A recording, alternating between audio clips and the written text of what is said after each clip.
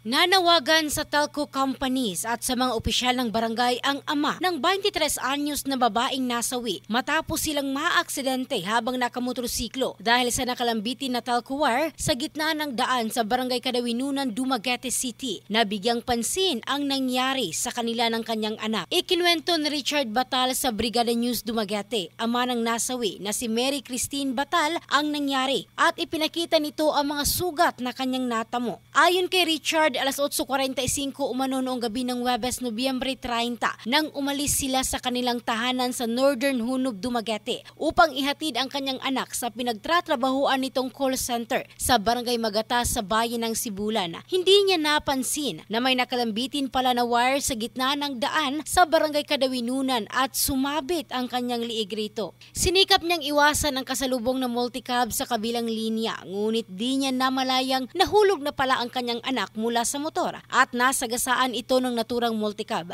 Bumangon siya dahil nais niyang buhatin ang kanyang anak upang ito'y iligtas. Ngunit pinigilan siya ng mga tao roon dahil bawal umano ito at mas maiging antayin ang mga rescuer. Nadala pa sa ospital ang biktima ngunit binawian pa rin ito ng buhay. Napag-alaman na kakagraduate lang ni Mary Christine sa kolehiyo nito lang Hulyo ng taon at marami pa sana umano itong mga pangarap sa buhay. Ang bahaging ito ay hatid ng DriveMax Adult Herbal Capsule, lalaking laging umaangat. In the heart of changing lives, ito si Michelle Craste ng Brigada News Philippines, the Music and News Authority.